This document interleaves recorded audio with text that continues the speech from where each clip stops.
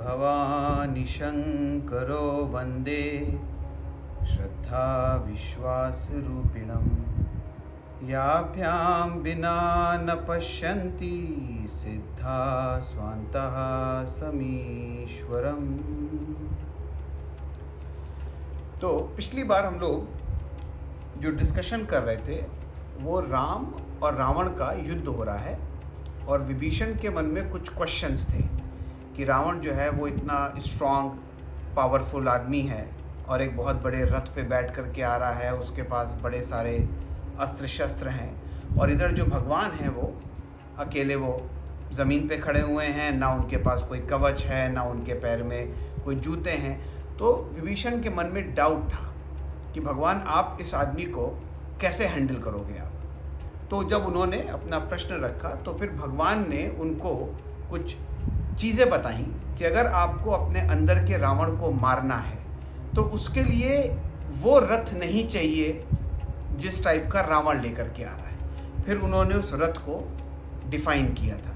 तो हम एक क्विक रिकैप करेंगे और फिर हम उसको कंटिन्यू करेंगे। तो पहले उन्होंने बताया था कि इस रथ के दो पहिए हैं, सौरज और धीरज। सौरज धीरज तेहि रथ चाका।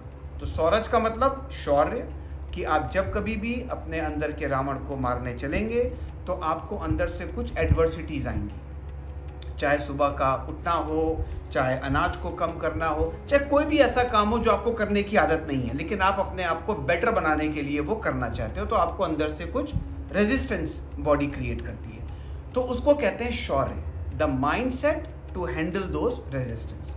और फिर पेशेंस, कि आप उस एक्टिविटी को करते रहें और फिर एक टाइम के बाद आप उसमें स्मूथ होने शुरू हो जाएंगे।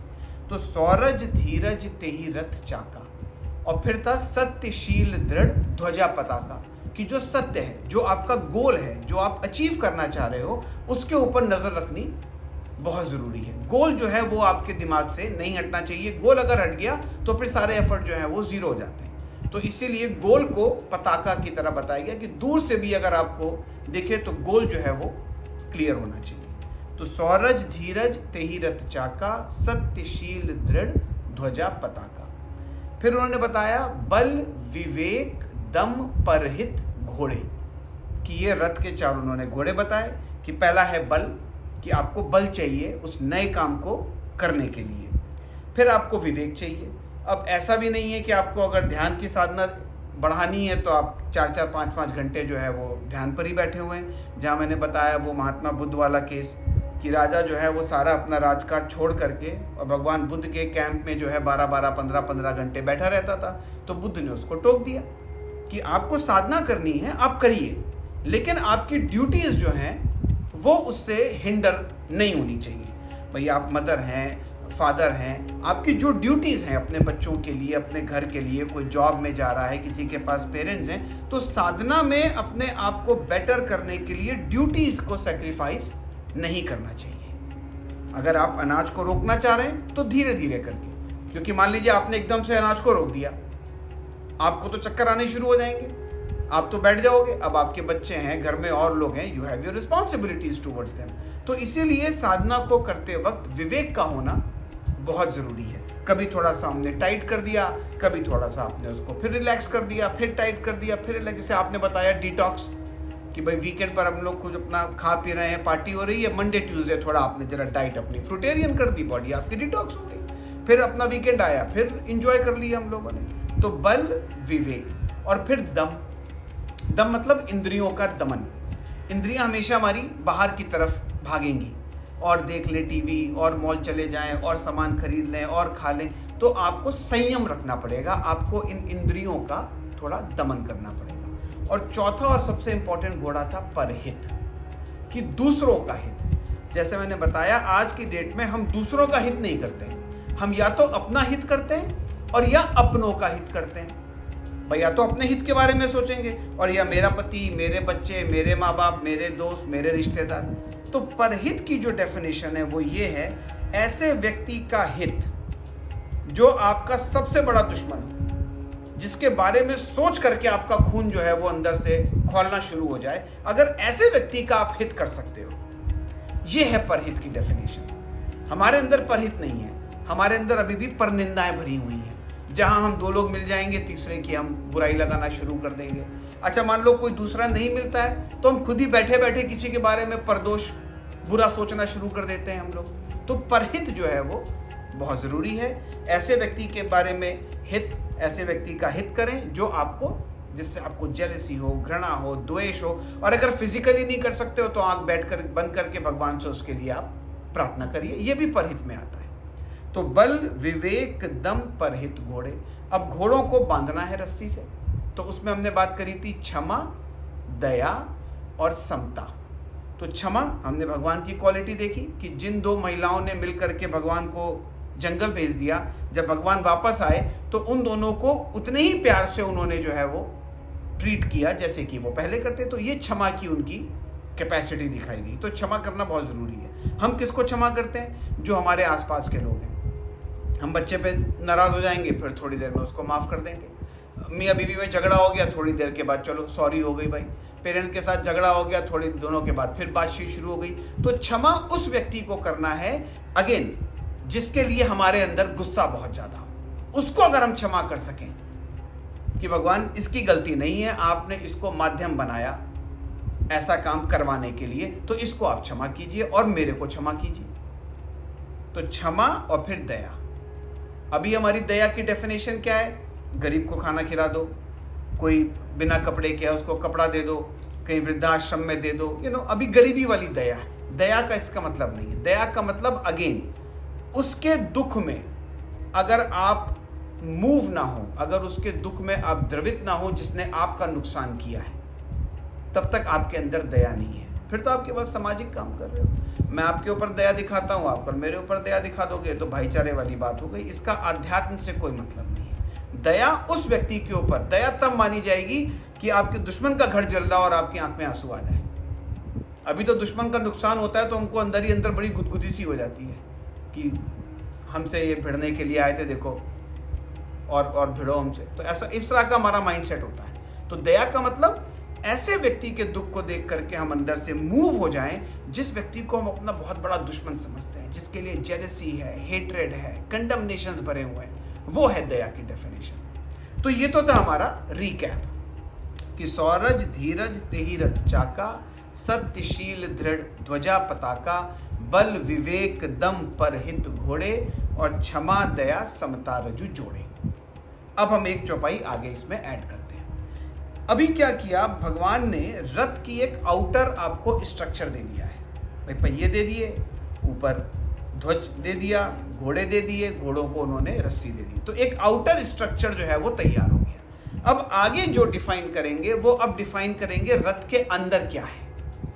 भाई केवल इससे तो काम चलेगा नहीं, आपको एक चलाने वाला भी आपको चाहिए, फिर आपको कोई कुछ धनुष बाण चाहिए, कुछ तलवार चाहिए, कुछ आपको गदा, कुछ हथियार चाहिए। तो अब आगे भगवान जो है वो डिफाइन करने जा रहे हैं। तो हम थोड़ा सा इसको डिफाइन करेंगे और फिर नेक्स्ट टाइम इसको हम फिर कंटिन्यू करेंगे। तो भगवान कहते हैं, ईश भजन सारथी सुजाना। ईश्वर का भजन ये एक सुजान सारथी है। सुजान मतलब जानकार, ऐसा सारथी जो आपके रथ को सही डायरेक्शन में ले जाए, वो भगवान ने बोला है ईश्वर का भजन।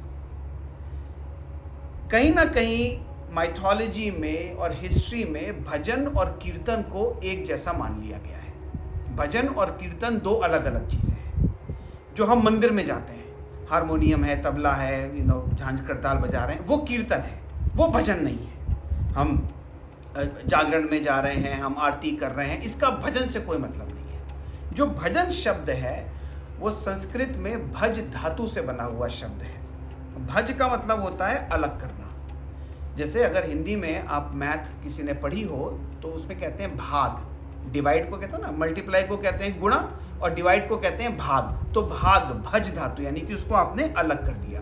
एक और शब्द है विभाजित, तो वहां पर भी भज धातु आई है, विभाजित, यानी कि आप उसको अलग कर रहे हो। तो जो भजन शब्द है उसका मतलब है अलग करना। किस चीज को अलग करना? भगवान कहते हैं कि अगर आपको मेरी इंपॉर्टेंस है लाइफ में, तो हर वो चीज जिससे आपको सुख मिल रहा है, आप वो मेरे साथ भी शेयर करो। हम लोगों ने पहले भी एक बार डिस्कस किया था कि हमें 3 चीजों से सुख मिलता है। एक तो पैसे, हम पैसे से अपने लिए सामान खरीदते हैं, कपड़े खरीदते हैं, घर खरीदते हैं, गाड़ी खरीदते हैं। क्यों? क्योंकि उससे हमको सुख मिलता है। जो हमारी 10 इंद्रियां हैं उससे हम सुख चाहते हैं। तो भगवान कहते हैं 10 का 10% जो है आप मेरा शेयर अलग करो। फिर दूसरा सुख हमको मिलता है खाने से। हम भोजन करते हैं, या तो उसको हमको तृप्ति होती है और या हमको शरीर में पोषण मिलता है। भोजन बनता है 4 चीज़ों से, अग्नि, जल, वायु और अग्नि और धरती तत्व, 4 तत्व हो गए। तो भगवान कहते हैं इन 4 का 1, तो 25% जो भी हमारा मंथली फूड का कंजम्पशन है उसका 25% लॉर्ड शेयर में निकलना चाहिए। और तीसरा जो हमको सुख मिलता है वो है समय। हमारे पास 24 घंटे हैं, हम 24 घंटे में सारा का सारा काम, सारी की सारी प्लानिंग एक ही चीज़ के लिए करते हैं कि हमें उसमें सुख कैसे मिले। मुझे नहीं लगता कि हम 1 घंटा इस बात पे स्पेंड करते होंगे कि मुझे दुख कैसे मिले। जो भी हम प्लानिंग करते हैं वो सुख के लिए करते हैं। तो भगवान कहते हैं 3 चीज़ों से आप सुख चाहते हो। एक तो जो आप पैसे लाते हो, एक जो आप भोजन करते हो, और एक जो आपका समय है। तो इन तीनों में से आप शेयर करिए। इसीलिए बोला गया टाइदिंग 10%, जो खाना है उसका 25%, और 24 घंटे में से 1 घंटे निस्वार्थ सेवा। ये है भजन, कि जो आप कंज्यूम कर रहे हो उससे आप शेयर करो।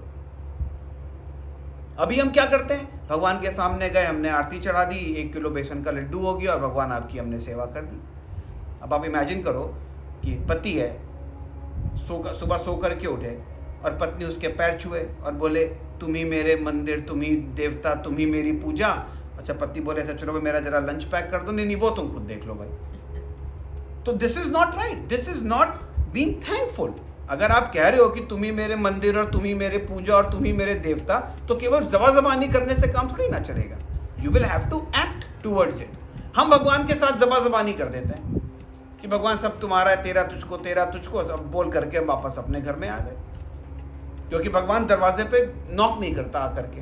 मकान मालिक आकर के नॉक करता है तो उसका किराया सबसे पहले हम रेडी रखते हैं उसके लिए। जिस दिन भगवान ने आकर के नॉक कर दिया कि भाई भैया आप मंदिर में बोल करके आए थे तेरा तुझको अर्पण, जरा घर अपना मेरे नाम पे कर दें, तो भगवान से बोलेंगे भाई साहब गलती हो गई, कहीं और देख लो जा करके। तो this is how, this is, so ये भजन नहीं है। ये तो हम सब फरेब कर रहे हैं। आप बच्चा है, बच्चे को आप पढ़ाते हो, लिखाते हो, उसको सारे रिसोर्सेज देते हो, उसको इस काबिल बनाते हो कि वो अपना करियर बना सके। एकेडमिकली उसको स्ट्रॉन्ग करते हो, या स्पोर्ट्स में स्ट्रॉन्ग करते हो, या किसी को म्यूजिक सीखना है। अब वो बच्चा अपना करियर बना चुका है। अब वो आकर के आपसे बोले जी तेरा तुझको अर्पण, बड़ा आपने मेरे लिए किया, थैंक यू वेरी मच, मैं हर दूसरे हफ्ते आऊँगा, आपके सामने 2 अगरबत्ती जला दूंगा और 1 किलो बेसन का लड्डू। तो आप बोलोगे भाई ये कौन सी बात हुई यार। अगर तुमको वाकई, अगर you feel acknowledged, then you share with what you have. आप केवल जबानी कैसे आप कर सकते हो? तो इसीलिए कहा गया है it is possible to give without love. आपको किसी से प्यार नहीं है, आप उसको फिर भी दे सकते हो। आपके कोवर्कर्स होते हैं, आपके तमाम सारे लोग हैं जिनको आपको गिफ्ट करना है, आप कर देते हो। आपको प्यार होने ना होने से कोई मतलब नहीं है। But it is impossible to love without giving. आपको किसी से प्यार हो तो आप उसको दिए बिना रह ही नहीं सकते हो आप। तो भगवान कहते हैं कि ईश भजन सारथी सुजाना। ईश्वर का भजन यानी कि ईश्वर के साथ शेयर करें वो चीज। भाई आखिर ये शरीर मिला है, इसकी वजह से सारे हमारे हार्डवेयर सॉफ्टवेयर जो हमारे चल रहे हैं, उसी की वजह से हमारा ये पूरा ताना बाना चल रहा है। और हम क्या बोलते हैं जी आपकी वजह से, आपकी वजह से, लेकिन जब देने का नाम आता है तो कुछ नहीं। तो ये चीटिंग है। ये तो दान अलग है और भजन अलग है। दान जरूरी है, वो आप समाज को दो जाकर के। आप भाई आपको, आप समृद्ध हो, आपको भगवान ने इस लायक बनाया है कि आप 5 लोगों से बेटर हो आप, तो आप समाज में शेयर करें, वो दान है, वो अलग है। लेकिन जो भगवान का भजन है, जो भगवान का शेयर है, अगर आप मकान मालिक से बोलो कि यार मैं तुम्हारा किराया अनाथ आश्रम में दे आया, तो मालिक मकान बोलेगा भाई वो तुम्हारी चॉइस है, तुमने दे दिया, मेरा किराया तो मेरे को दोगे ना। अगर आप मॉर्गेज वाले का फोन आए कि भाई आपका मॉर्गेज ड्यू है, तो उसको मैं थोड़ा ना बोल देंगे कि हमने आपके नाम का मॉर्गेज जो है वो विधवा आश्रम में दे दिया जा करके। वो बोलेगा आपको वहां जो देना है आप अपने बचे हुए पैसे से दो, मेरी मॉर्गेज आप मेरे को दे दो पहले। तो भगवान के साथ एग्जैक्टली यही है, हम उसको नहीं देना चाह रहे। वो कहता है कि मेरे को मेरा शेयर दो, 90% आपका, उसमें से आपको दान करना। मैंने बताया था धर्माया यशस्से अर्थाया कामाया स्वजनाया चा। तो धर्माया जो भगवान का शेयर है, और यशस्से जो हम समाज में देते हैं, ये दोनों अलग अलग चीज़ें हैं। हम लोग इसको एक ही में मिला देते हैं। तो बहरहाल ईश भजन सारथी सुजाना, तो आपको अगर एक सारथी अच्छा चाहिए तो वो है भगवान के साथ शेयर करना। फिर क्या है? विरति चर्म संतोष कृपाणा। विरति कहते हैं, एक शब्द होता है उसको कहते हैं आसक्ति। आसक्ति का मतलब क्या होता है कि आ जाए और आ जाए और आ जाए, और उसके साथ साथ ना जाए, आ जाए और फिर जाए ना। यह है आसक्ति, यह है चिपकन, अटैचमेंट। विरक्ति क्या है? आ जाए, कोई दिक्कत नहीं है, खूब धन संपन्न होनी चाहिए लाइफ, बढ़िया खाओ, बढ़िया पहनो, बढ़िया जगह पे रहो, अच्छी अच्छी गाड़ियों में घूमो, आपकी प्रॉस्पेरिटी में कोई कमी नहीं होनी चाहिए। लेकिन अगर चला जाए तो दुख नहीं लगना चाहिए। यह है विरक्ति। अगर कोई बच्चा है पड़ोस में खेलने गया अपने फ्रेंड के यहाँ, अब उसके खिलौने से वो खेल रहा है, तो वो खिलौना कोई उसका थोड़ी ना हो गया। जब वो टाइम खत्म हुआ, अब वो उस खिलौने को लेकर के रोने लगे। हमारे साथ यही हो रहा है। हमने अपने कुछ खिलौने जो है वो इकट्ठा कर लिए हैं, और जैसे ही वो खिलौने चले जाते हैं हमको रुलाई छूट जाती है। तो भगवान कह रहा है आपके पास अच्छे से अच्छे खिलौने होने चाहिए, बढ़िया कपड़े, बढ़िया जेवर, बढ़िया खाओ, बड़े से बड़े घर में रहो, महंगी से महंगी गाड़ियों में घूमो, आ जाए, खूब आ जाए आपके पास। लेकिन उसके बाद ना जाए, ये आपके बात भगवान कहते हैं नहीं होना चाहिए। अयोध्या वासियों के पास भरा भंडार था, और लेकिन फिर वो देते भी खूब थे। तो जो आपके पास है आप उसमें से शेयर करें। तो ईश भजन सारथी सुजाना विरति चर्म। ये जो विरक्ति है ये चर्म है। चर्म कहते हैं उस कपड़े को जो कवच के अंदर पहना जाता है। तो ईश भजन सारथी सुजाना विरति चर्म संतोष कृपाणा। संतोष कहते हैं कंटेंट को। तो संतोष और आलस में कुछ फर्क है। जो संतोषी व्यक्ति होता है, जो व्यक्ति कंटेंट होता है, अगर मान लीजिए कोई व्यक्ति है वो एक कमरे के अपार्टमेंट में रह रहा है, तो वो अगर कंटेंट है तो भगवान को थैंक यू बोलेगा कि भाई थैंक यू वेरी मच कि आपने मुझे इस लायक बनाया कि आज मैं एक कमरे के अपार्टमेंट में रह रहा हूं, but please help me to become better. उसके अंदर जो ग्रो करने की टेंडेंसी है, जो उसका एस्पायर करते हैं ना अंदर से अपने आप को, नहीं मुझे अपने आप को और बेटर बनाना है और बेटर, वो टेंडेंसी उसकी खत्म नहीं होगी। लेकिन जो है उसमें वो हैप्पी भी रहेगा, और साथ साथ अपने आप को और बेटर कैसे बनाना है वो उसके ऊपर भी काम करता रहेगा। तो उसमें क्या है कि आपके पास चाहे एक कमरे का घर हो, चाहे 2 कमरे का हो, चाहे बड़ा सा आपके पास महल हो, जो आपके पास है आप उसमें कंटेंट रहेंगे और अपने आप को साइड में और बेटर बनाने की कोशिश करते रहेंगे। यह है कंटेंटेड पर्सनैलिटी। जो आलसी पर्सनैलिटी है, अगर उसके पास एक कमरे का बेडरूम है, अपार्टमेंट है, तो वो उसी में आलसी पड़ा हुआ, अरे हाँ बस ये ठीक है, दाल रोटी चाहिए, अपना चल रहा है। भगवान कहते हैं मेरे को आलसी आदमी नहीं चाहिए, मेरे को संतोषी व्यक्ति चाहिए कि जो आपके पास है आप उसमें कंटेंट हैं, but still you do not stop yourself from becoming better. तो ये 3 क्वालिटीज मैंने उस रथ में भगवान ने ऐड करी कि ईश भजन सारथी सुजाना। जो भी हमारे पास है उसमें से जरूर शेयर करें। बिना शेयरिंग के साधना आगे चल नहीं सकती है, नहीं तो हम सेल्फिश बने बैठे रह जाएंगे और एक टाइम ऐसा आएगा कि हमारे पास आना बंद हो जाएगा। तो जो है शेयर करें। अगर नहीं समझ में आ रहा है कहाँ दें, तो ऐसा एक माध्यम ढूंढ लें। भाई जैसे पहले गुरुकुल का कंसेप्ट था, तो आप जाते थे, गुरु ने आपको जो भी सिखाया सालों में, आप गुरु दक्षिणा देते थे। नाउ यू डोंट केयर कि गुरु उस पैसे का क्या कर रहा है, आपने अपना काम कर दिया, आप अपने घर चले गए, गुरु को जो करना है आप उससे करते रहो। तो ऐसी जगह देना है जहां देने के बाद आपको पता ना चले, और जहां दिया गया है वहां ये ना पता चले कि दिया किसने है। ऐसी जगह पर भगवान कहते हैं सेवा बहुत जरूरी है, इसको भजन कहा गया। और फिर उसके बाद विरक्ति कि आए, खूब एंजॉय करें, लेकिन अगर वो चला जाए तो अंदर से रुलाई ना छूटे। और वो तभी होगा जब हमारे अंदर देने की टेंडेंसी आएगी। जब भी हमारे अंदर शेयरिंग की टेंडेंसी बढ़ती जाएगी, जितना ज़्यादा हम देने की टेंडेंसी अपने अंदर लेकर के आएंगे, उतना ज़्यादा हमारे अंदर विरक्ति आएगी कि भाई एक तो हम वॉलेंटरली दे रहे हैं तो हमारे पास देने की टेंडेंसी आ गई है, और अगर एक्सीडेंटली कुछ हमारे पास से चला भी जाए तो हम इतना मूव नहीं होंगे, क्योंकि हमको ऑलरेडी देने की टेंडेंसी जो है वो डेवलप हो चुकी है। तो जितना ज़्यादा हम देने की टेंडेंसी रखेंगे उतना हमारे अंदर अटैचमेंट जो है वो कम रहेगा। और उसके बाद फिर संतोष कृपाण, जो कंटेंट है वो एक कृपाण की तरह है कि जो आपके पास है आप भगवान को धन्यवाद दें कि भगवान आपने इतना अच्छा घर दिया, इतनी अच्छी फैमिली दी, बढ़िया आपने जॉब दी, बढ़िया आपने बच्चे दिए, thank you very much, but help me to become even better. आज भगवान आपने 4 कमरे का घर दिया, कल मेरे को 6 कमरे का घर दीजिए। मैं इसमें बहुत खुश हूँ, but I want to become better. और वो बेटर होंगे जब आप हेल्प करोगे, क्योंकि भाई आप बैठे हो तो काम चल रहा है, जिस दिन आप निकल गए तो फिर क्या 4 कमरे का घर और क्या 1 कमरे का घर, सब जीरो हो जाएगा। तो ये मैंने आज 2-3 चीज़ें उसमें ऐड करी हैं। तो सौरज धीरज तेहि रथ चाका, सत्यशील दृढ़ ध्वजा पताका, बल विवेक दम पर हित घोड़े, क्षमा दया समता रज जोड़े, ईश भजन सारथी सुजाना, विरति चरण संतोष कृपाणा। और फिर आगे हम लोग इस रथ को और डिस्कस करेंगे। आज के लिए इतना ही। बोल गुरुदेव भगवान की